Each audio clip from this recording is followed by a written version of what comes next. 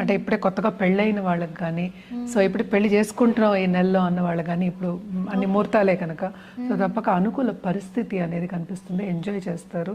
తప్పక ఏంటంటే దాంపత్య జీవితాన్ని ఎంజాయ్ చేసే ఒక మంత్ కింద మనం చెప్పుకోవచ్చు. అలాగే కొత్తగా పెళ్లి కావాలి అనుకున్న వాళ్ళు, సత్సంబంధాలు వెతికే వాళ్ళు తప్పక సత్సంబంధాలు ఏర్పడే ఛాన్సెస్, వాళ్ళు కోరుకున్న వ్యక్తి మనకి లైఫ్లో రావడం అనేది మనకి ఎక్కువ కనిపిస్తోంది అనమాట. అండ్ ఆల్సో గ్రహణం అనేది వీళ్ళకి ఎక్కువ మనకి ఏంటంటే ఎఫెక్ట్ అనేది ఇవ్వదు. బట్ స్టిల్ మనం చెప్పేది ఏంటంటే పరిహారాలు కింద తప్పక ఏంటంటే దానం ఇవ్వడం అనేది చాలా మంచిది. సో ఇంకోటి ఏంటంటే కెరియర్ విషయంలో కూడా ఉన్నత స్థాయికి వెళ్ళే ఛాన్సెస్ అనేది మనకి కనిపిస్తుంది. అంటే ఏంటి, ప్రమోషన్ వచ్చే ఛాన్సెస్, అలాగే ఏంటంటే మనకు ఉద్యోగ మార్పిడి వచ్చే ఛాన్సెస్ మనకి ఎక్కువ కనిపిస్తున్నాయి అన్నమాట.